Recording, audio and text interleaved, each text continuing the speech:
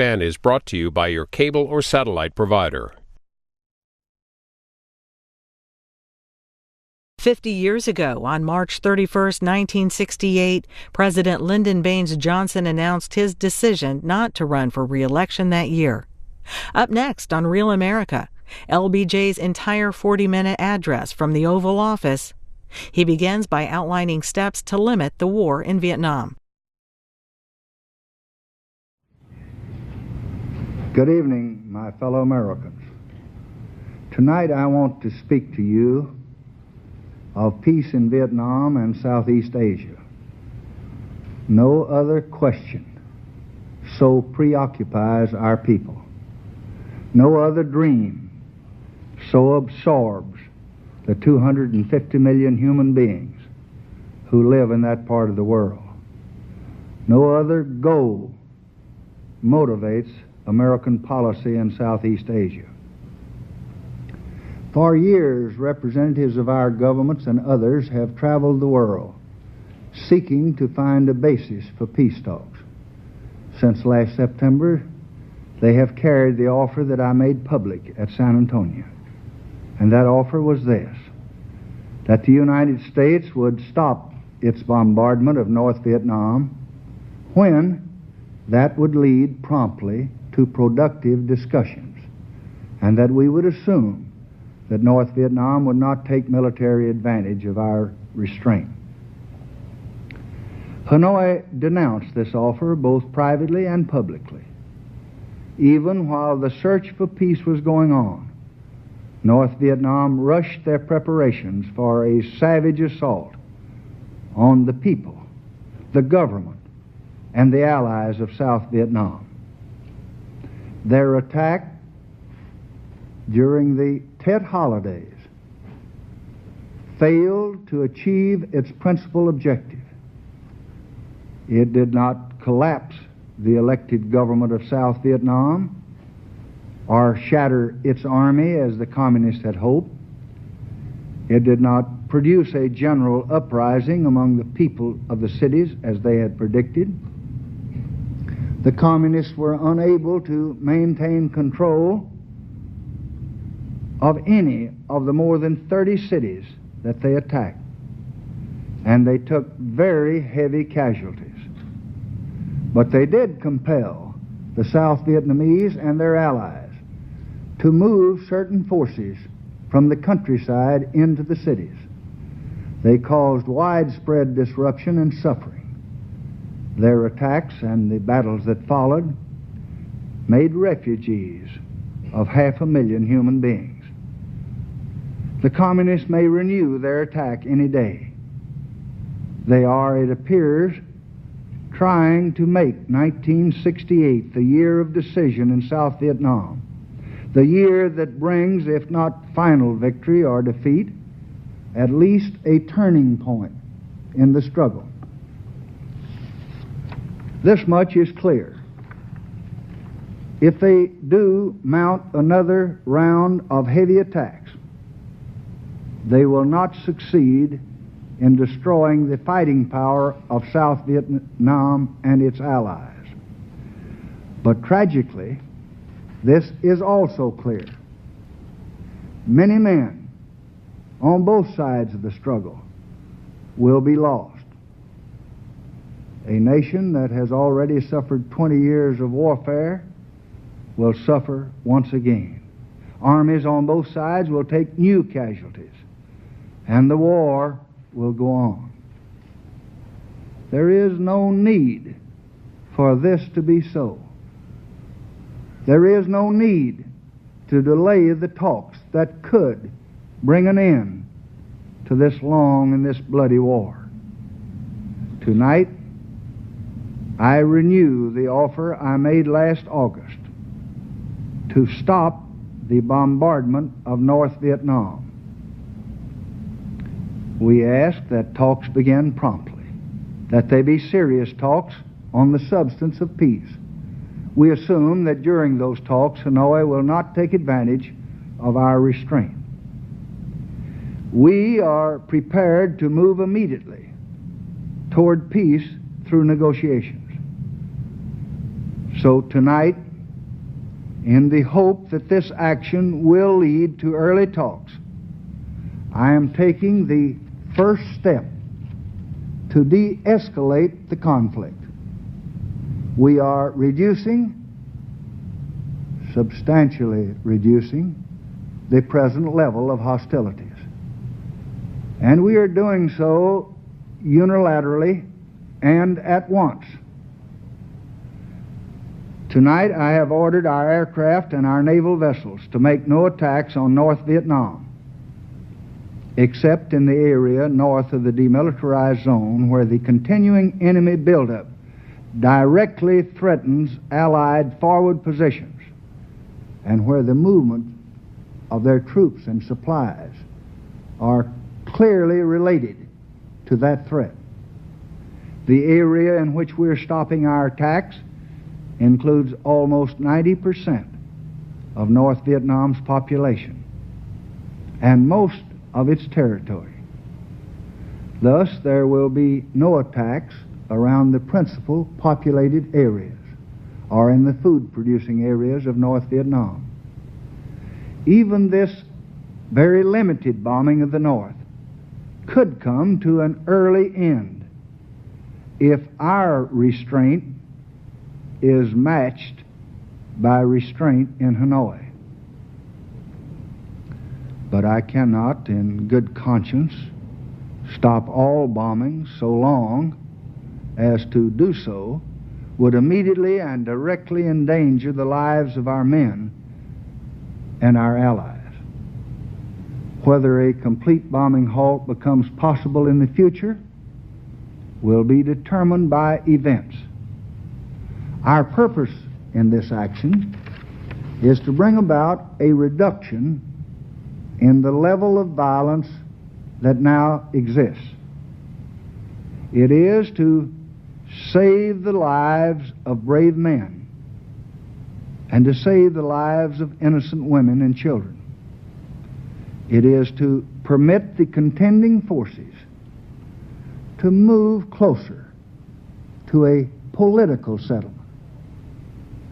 And tonight I call upon the United Kingdom and I call upon the Soviet Union as co-chairman of the Geneva conferences and as permanent members of the United Nations Security Council to do all they can to move from the unilateral act of de-escalation that I have just announced toward genuine peace in Southeast Asia. Now, as in the past, the United States is ready to send its representatives to any forum at any time to discuss the means of bringing this ugly war to an end. I am designating one of our most distinguished Americans, Ambassador Averell Harriman, as my personal representative for such talks. In addition, I have asked Ambassador Llewellyn Thompson, who returned from Moscow for consultation, to be available to join Ambassador Harriman at Geneva or any other suitable place just as soon as Hanoi agrees to a conference. I call upon President Ho Chi Minh to respond positively and favorably to this new step toward peace. But if peace does not come now through negotiations, it will come when Hanoi understands that our common resolve is unshakable and our common strength is invincible. Tonight, we and the other allied nations are contributing 600,000 fighting men to assist 700,000 South Vietnamese troops in defending their little country. Our presence there has always rested on this basic belief: the main burden of preserving their freedom must be carried out by them, by the South Vietnamese themselves. We and our allies can only help to provide a shield behind which the people of South Vietnam can survive and can grow and develop. On their efforts, on their determinations and resourcefulness, the outcome will ultimately depend. That small, beleaguered nation has suffered terrible punishment for more than 20 years. I pay tribute once again tonight to the great courage and the endurance of its people. South Vietnam supports armed forces tonight of almost 700,000 men. And I call your attention to the fact that that is the equivalent of more than 10 million in our own population. Its people maintain their firm determination to be free of domination by the North. There has been substantial progress, I think, in building a durable government during these last 3 years. The South Vietnam of 1965 could not have survived the enemy's Tet Offensive of 1968. The elected government of South Vietnam survived that attack and is rapidly repairing the devastation that it wrought. The South Vietnamese know that further efforts are going to be required to expand their own armed forces, to move back into the countryside as quickly as possible, to increase their taxes, to select the very best men that they have for civil and military responsibilities, to achieve a new unity within their constitutional government, and to include in the national effort all those groups who wish to preserve South Vietnam's control over its own destiny. Last week, President Thieu ordered the mobilization of 135,000 additional South Vietnamese. He plans to reach as soon as possible a total military strength of more than 800,000 men. To achieve this, the government of South Vietnam started the drafting of 19-year-olds on March 1st. On May 1st, the government will begin the drafting of 18-year-olds. Last month, 10,000 men volunteered for military service. That was 2.5 times the number of volunteers during the same month last year. Since the middle of January, more than 48,000 South Vietnamese have joined the armed forces, and nearly half of them volunteered to do so. All men in the South Vietnamese armed forces have had their tours of duty extended for the duration of the war, and reserves are now being called up for immediate active duty. President Thieu told his people last week, I quote, "We must make greater efforts. We must accept more sacrifices, because, as I have said many times, this is our country. The existence of our nation is at stake. And this is mainly a Vietnamese responsibility." He warned his people that a major national effort is required to root out corruption and incompetence at all levels of government. We applaud this evidence of determination on the part of South Vietnam. Our first priority will be to support their effort.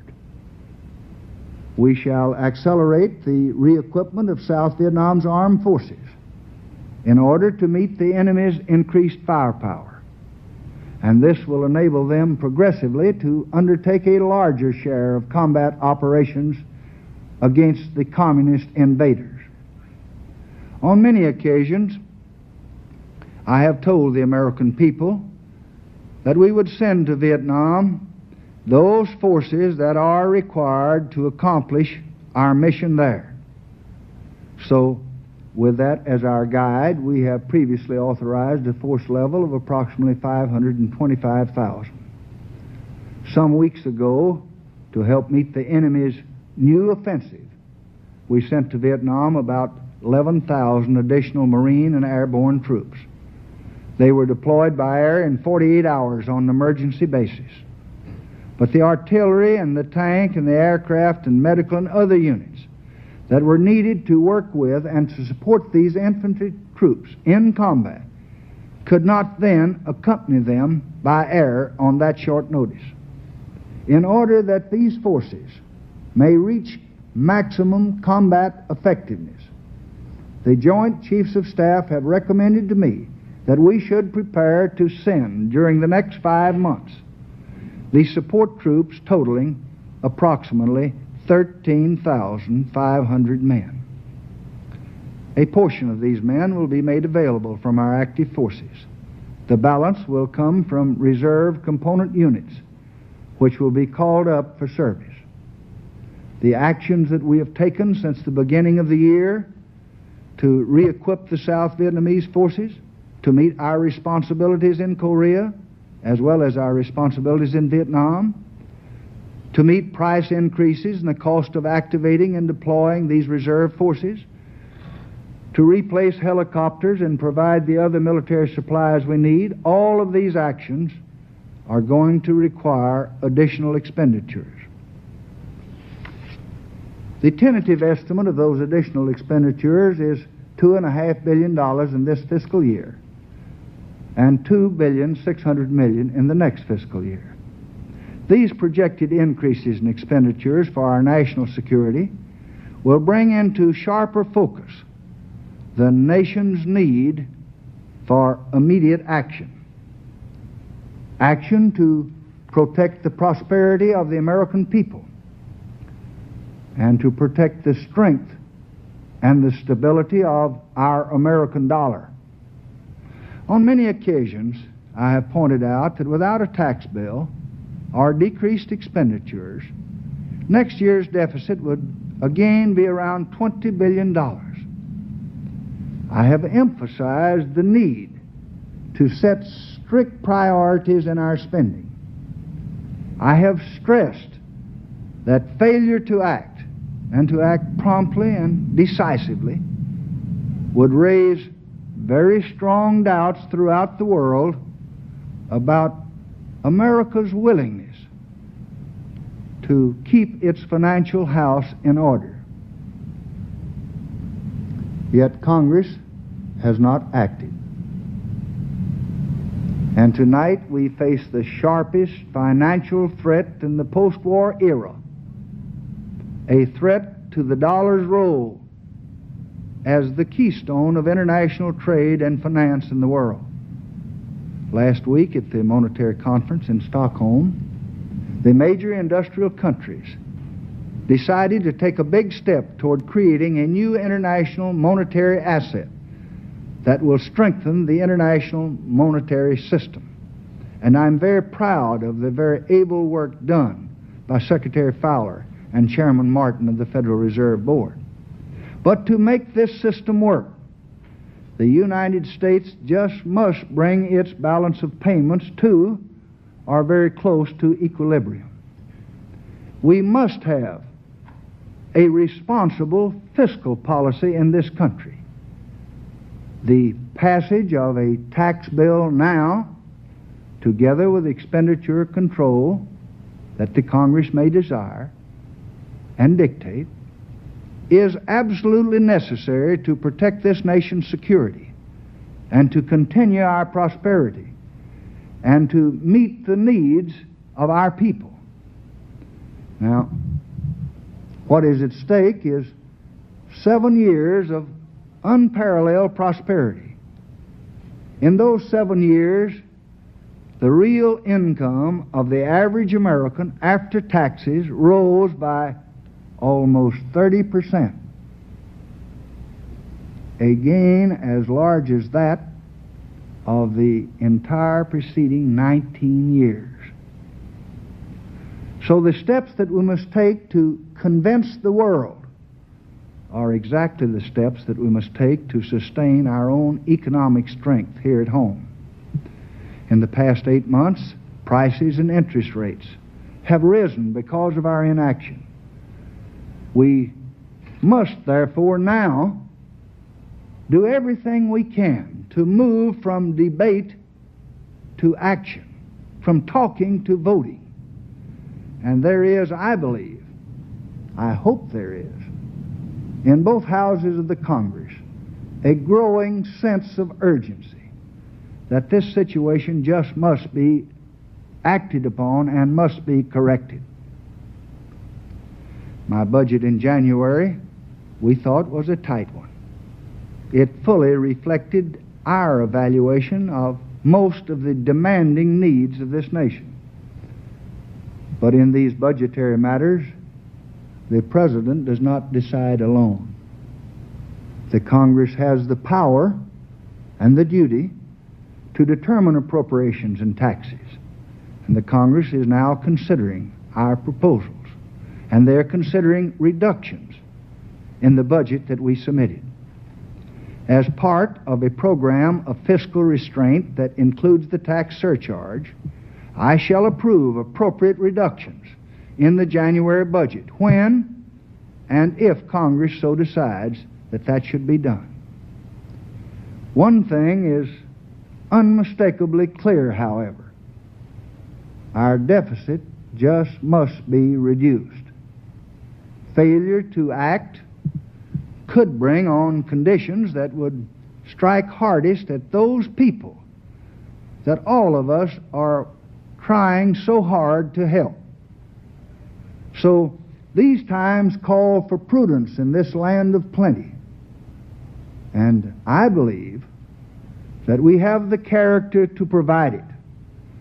And tonight I plead with the Congress and with the people to act promptly to serve the national interest and thereby serve all of our people. Now let me give you my estimate of the chances for peace. The peace that will one day stop the bloodshed in South Vietnam, that will all the Vietnamese people be permitted to rebuild and develop their land, that will permit us to turn more fully to our own tasks here at home.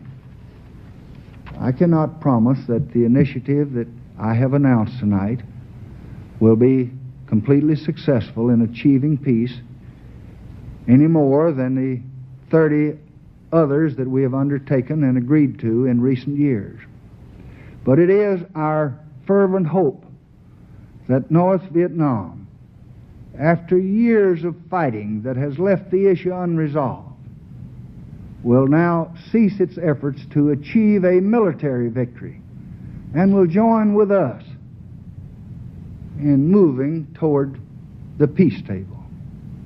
And there may come a time when South Vietnamese on both sides are able to work out a way to settle their own differences by free political choice rather than by war. As Hanoi considers its course, it should be in no doubt of our intentions. It must not miscalculate the pressures within our democracy in this election year. We have no intention of widening this war, but the United States will never accept a fake solution to this long and arduous struggle and call it peace. No one can foretell the precise terms of an eventual settlement.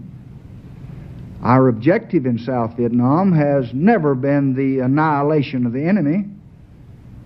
It has been to bring about a recognition in Hanoi that its objective, taking over the South by force, could not be achieved.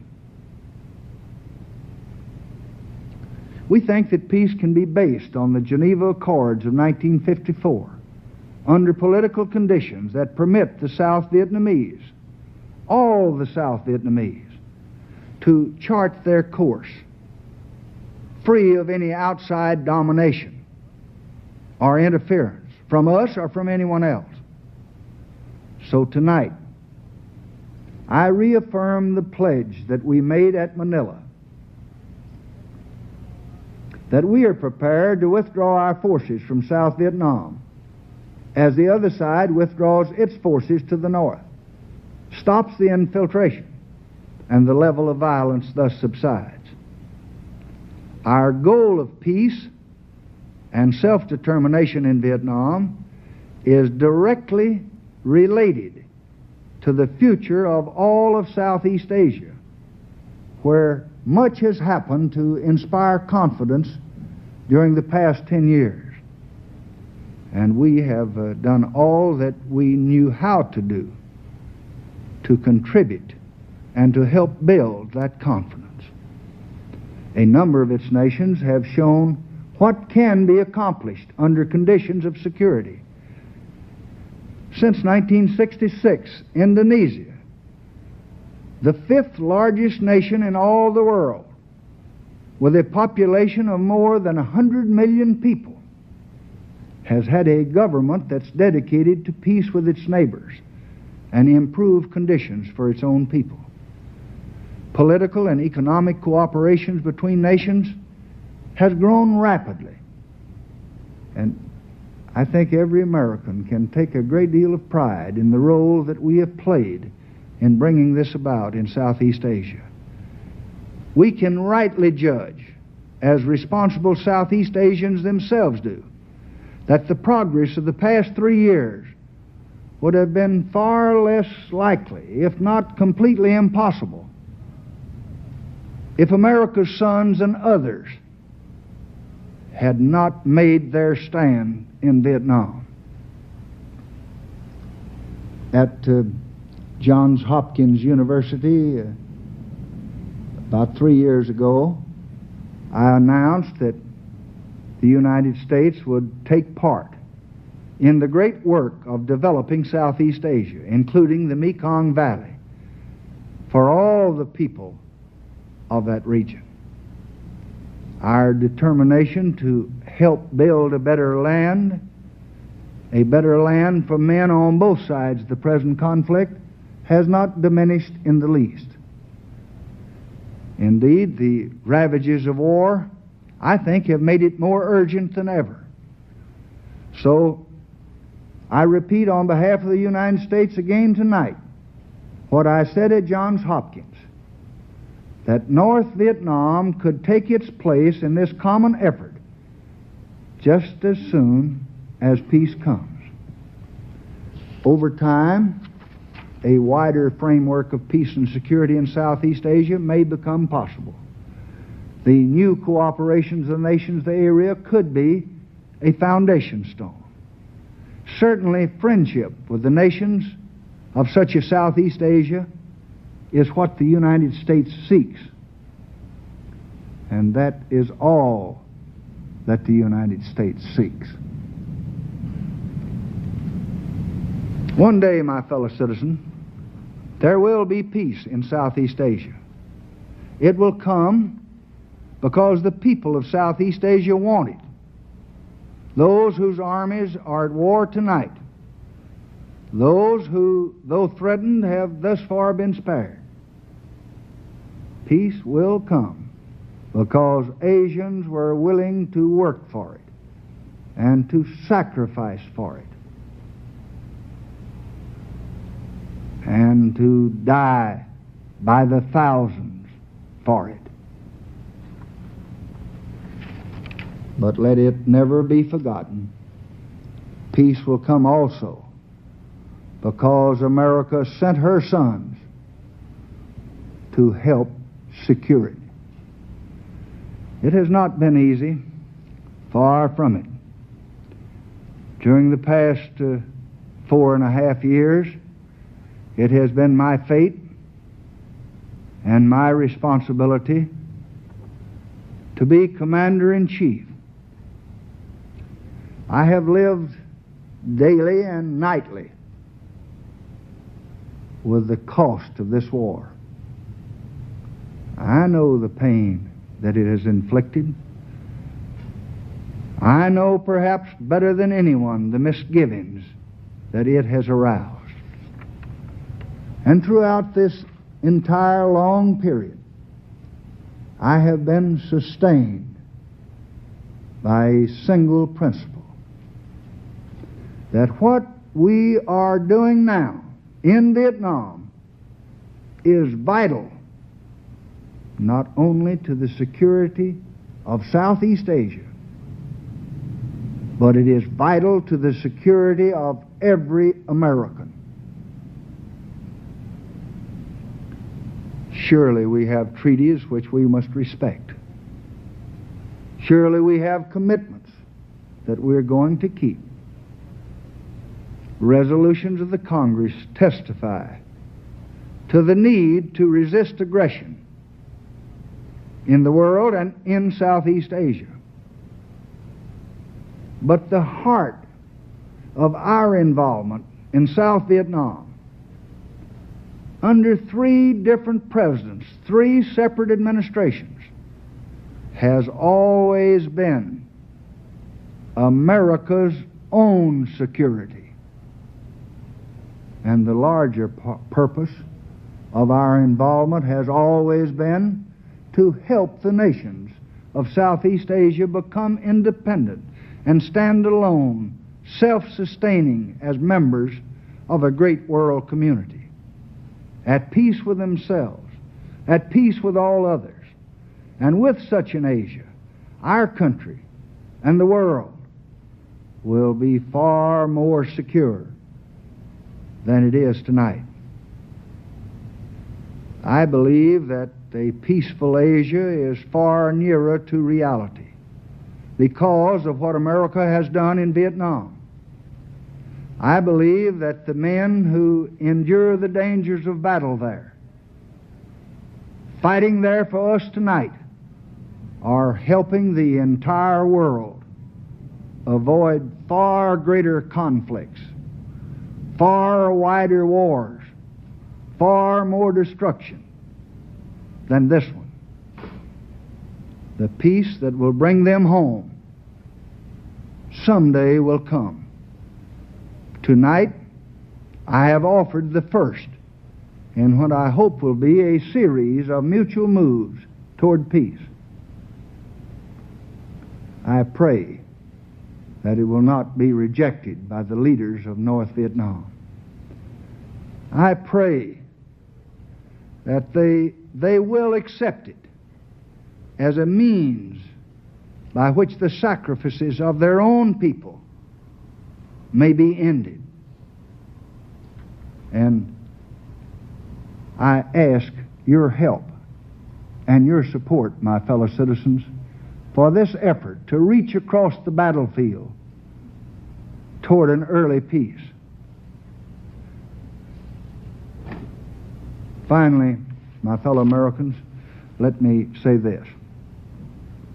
Of those to whom much is given, much is asked. I cannot say, and no man could say, that no more will be asked of us. Yet I believe that now, no less than when the decade began, this generation of Americans is willing to pay any price, bear any burden, meet any hardship, support any friend, oppose any foe, to assure the survival and the success of liberty. Since those words were spoken by John F. Kennedy, the people of America have kept that compact with mankind's noblest cause, and we shall continue to keep it. Yet I believe that we must always be mindful of this one thing. Whatever the trials and the tests ahead, the ultimate strength of our country and our cause will lie not in powerful weapons or infinite resources or boundless wealth,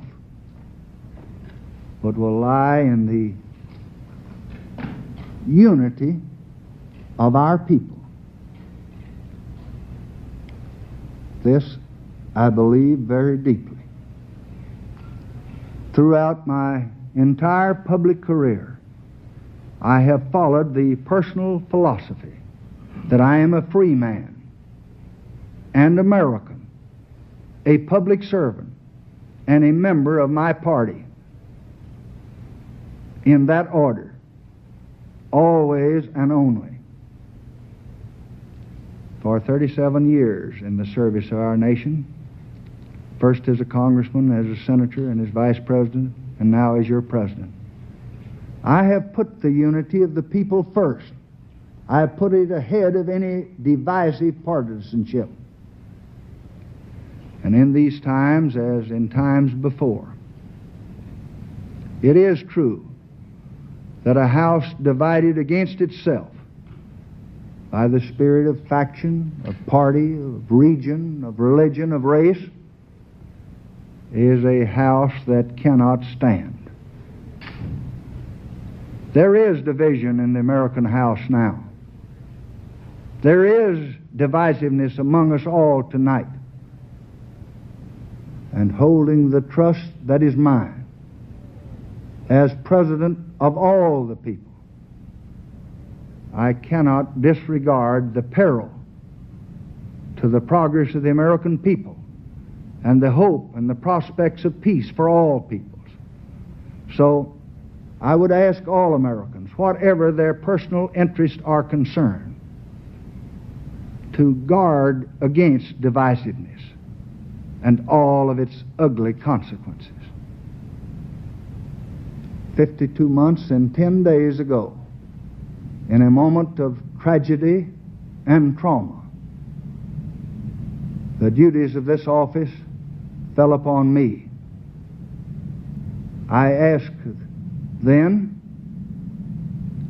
for your help and God's, that we might continue America on its course, binding up our wounds, healing our history, moving forward in new unity to clear the American agenda and to keep the American commitment for all of our people. United, we have kept that commitment. And united, we have enlarged that commitment. And through all time to come, I think America will be a stronger nation, a more just society, a land of greater opportunity and fulfillment because of what we have all done together in these years of unparalleled achievement. Our reward will come in the life of freedom and peace and hope that our children will enjoy through ages ahead. What we won when all of our people united just must not now be lost in suspicion and distrust and selfishness and politics among any of our people. And believing this as I do, I have concluded that I should not permit the presidency to become involved in the partisan divisions that are developing in this political year. With American sons in the field far away, with America's future under challenge right here at home, with our hopes and the world's hopes for peace and the balance every day, I do not believe that I should devote an hour or a day of my time to any personal partisan causes or to any duties other than the awesome duties of this office, the presidency of your country. Accordingly, I shall not seek